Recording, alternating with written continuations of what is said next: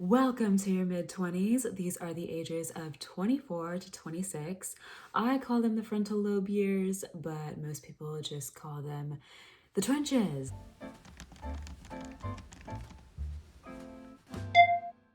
Okay, first and foremost, 23 is a bad year for everyone. So congratulations on surviving that, and welcome to the almighty age of 24. Here's what you're gonna do now. Number one, you're gonna write down your thoughts. Put that post-grad FOMO to good use and go get some really cute pens, pencils, and notebooks from the back to school section.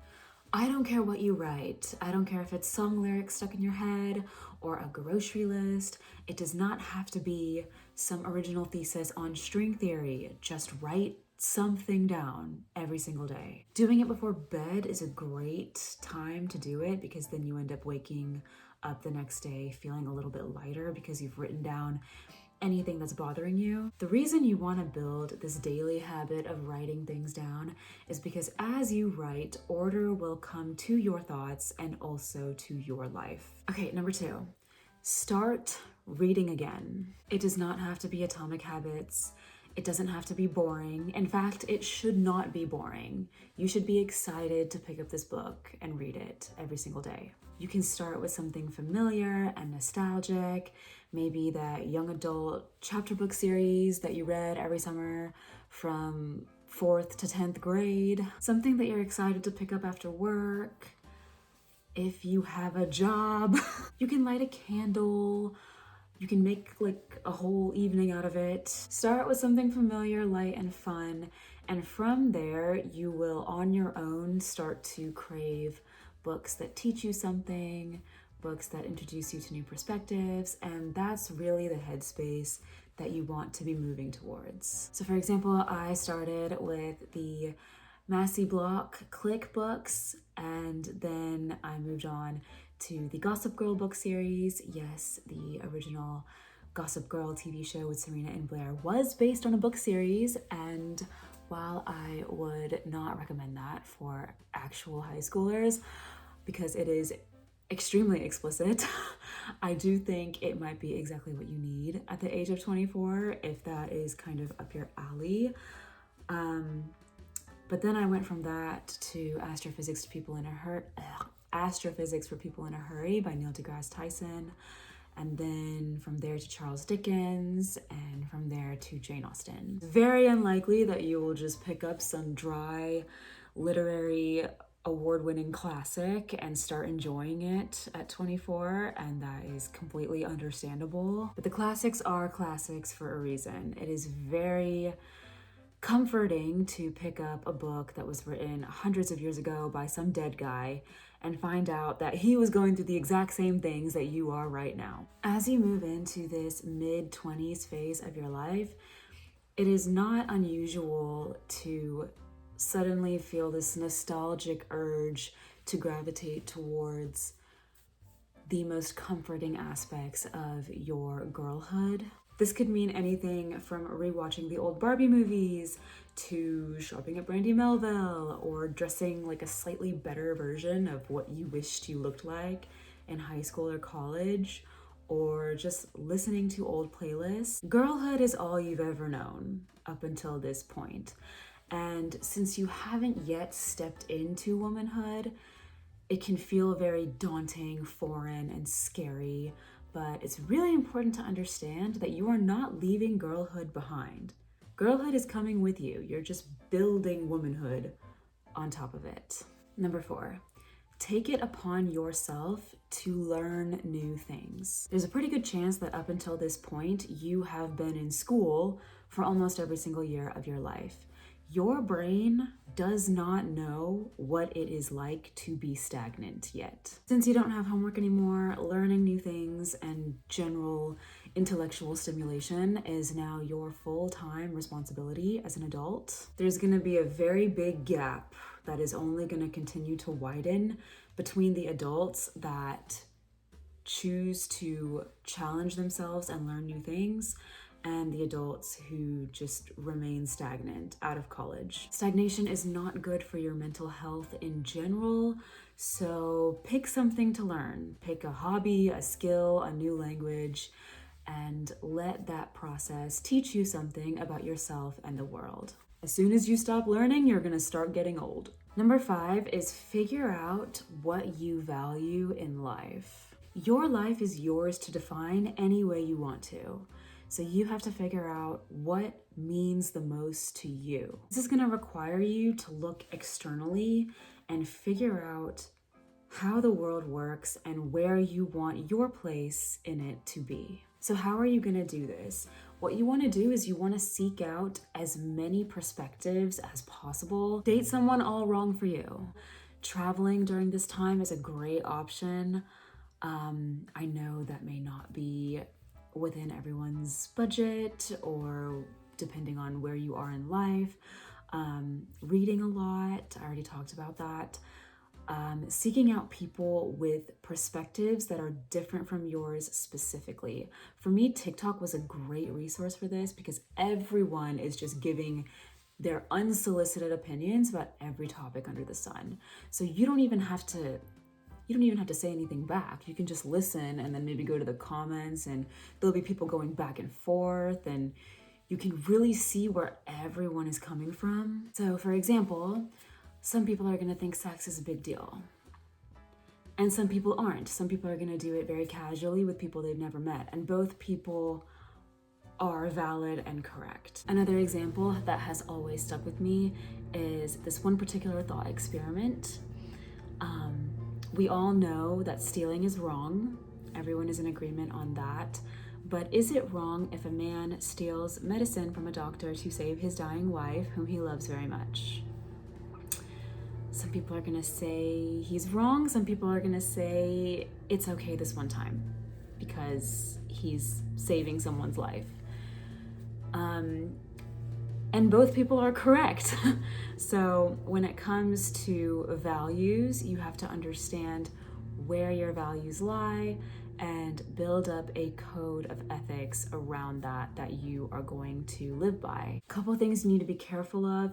One, be able to understand a perspective and entertain a perspective that is extremely different from yours and not internalize it. See it, acknowledge it, that works best for that person without taking it personally that it's not going to work best for you. Everyone is from a different walk of life. Everyone's reality is going to be perceived differently by each individual. If your friends think differently than you, that's okay. It's good to be friends with lots of different people who have lots of different points of views.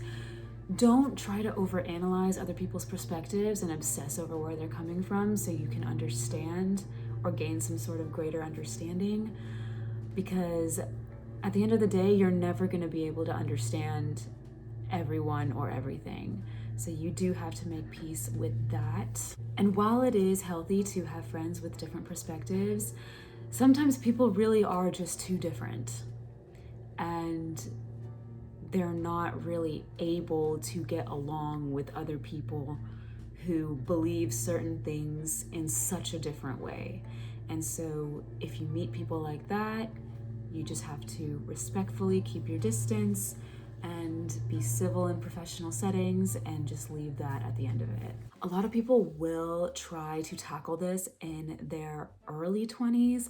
I really recommend waiting until you're like mid-20s at least before trying to figure this out. And the reason why is because in your early 20s, you're still very impressionable. And if you start looking externally, you may fall into the trap of just latching on to whatever the people around you are doing instead of actively listening to yourself and taking it upon yourself to develop that courage to stand up for what you actually want and believe in. And when you're in your mid-20s, from a brain development standpoint, you are a little bit more stable with regards to that side of it. Number 6, these are some neuroscience things about brain development that I think everyone should understand. I have a bachelor's degree in neuroscience, but I'm not going to get too much into the jargon. I'm just going to simplify based on some general things that I think everyone should know. There is a structure in your brain called the amygdala. This structure is really important for fear and anxiety particularly, and for your emotions and primal urges in general.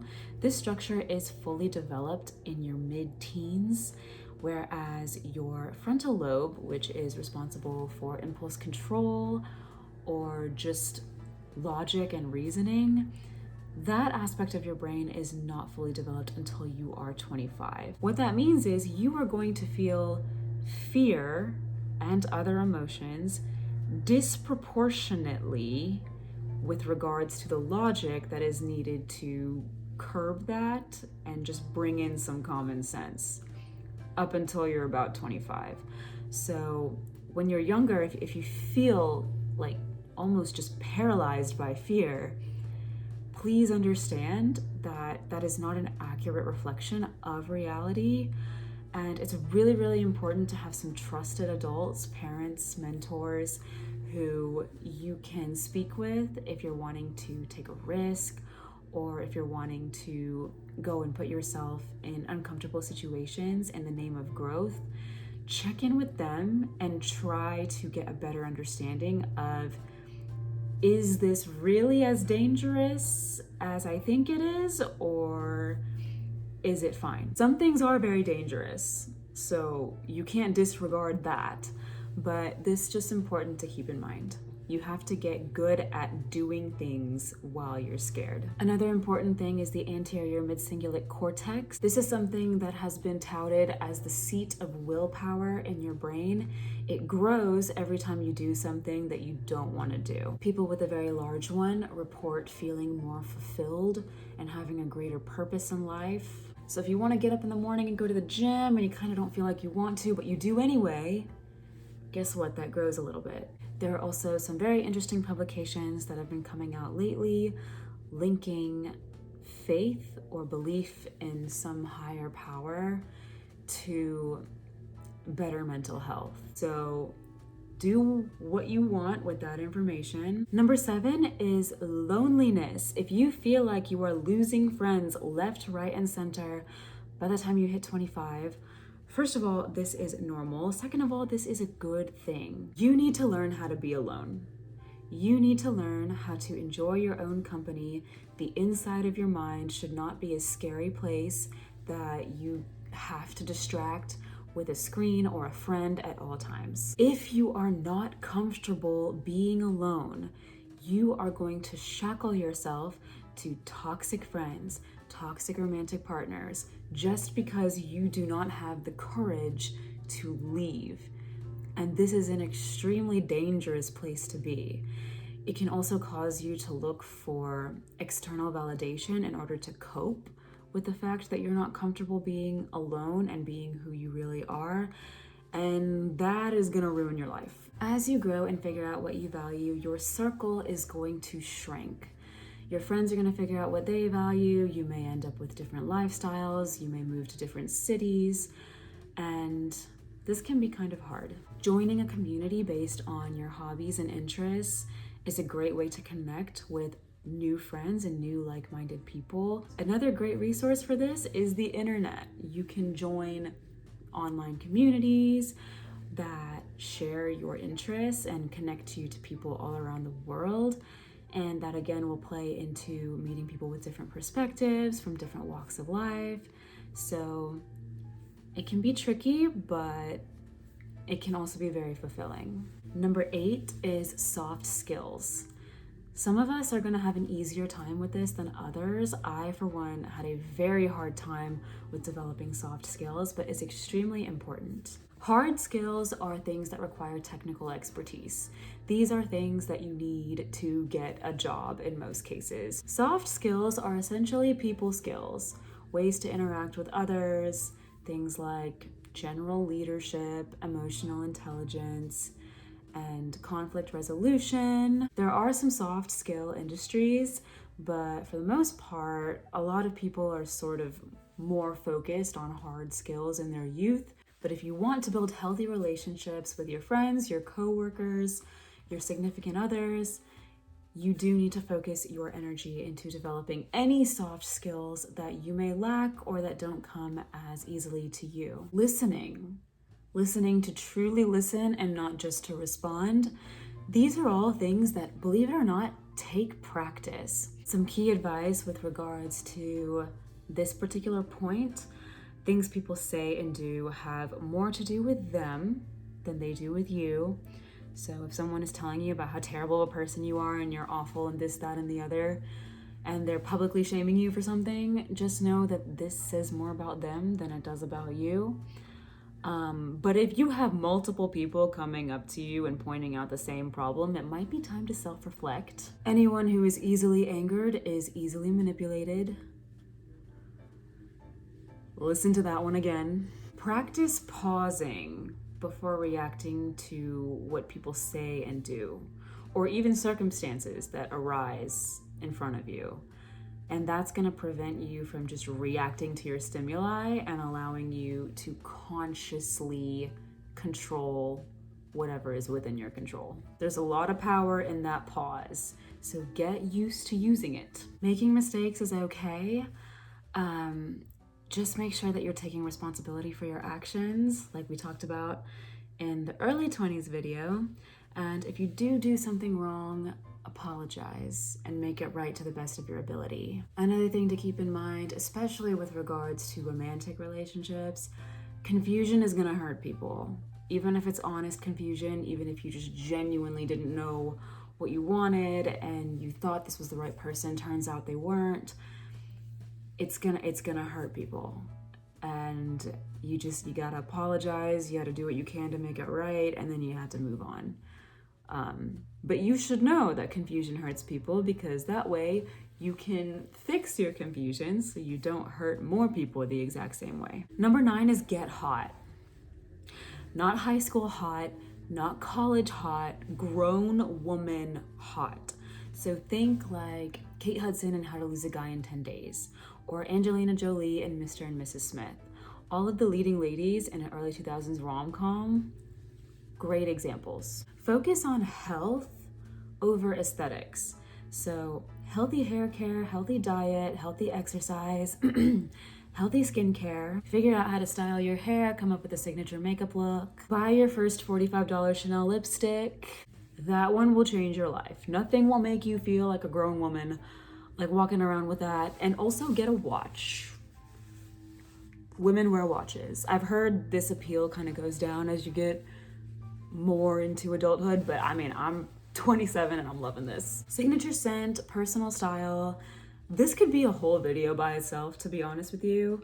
The only thing I will say is I do not recommend plastic surgery. Be very careful with that. If you really want to look a certain way just because you like the way that looks, please self-reflect before doing it, because body parts and facial features are gonna go in and out of style just like clothes. So really take the time to think about that, and nothing is truly reversible. Like once you start doing stuff, it's never really gonna go back exactly the way it was before. So just think about that. I'm not saying you can't do it if you really, really want to, but just think about it. Think about it a little more than you would think about going to get your nails done. You'll notice I haven't said anything about your career up until this point. Most people at this point in their lives barely have a career, if they have one. So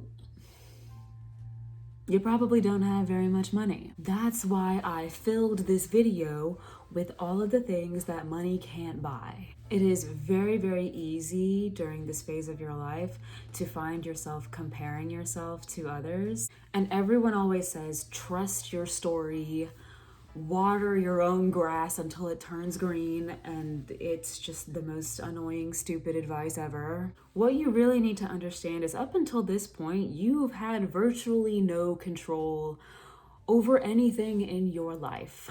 You don't have a full brain yet, and to be honest with you, you aren't gonna have one until you hit the late 20s anyway.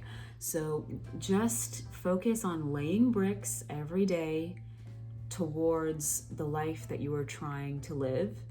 And if you don't know where you're going yet, just keep experimenting until you find out. I promise it's gonna be okay. I know it can feel very scary when you turn 24 and you think 26 is just around the corner. 26 is not just around the corner. In fact, time is gonna move very differently in these next 3 years than what you're used to.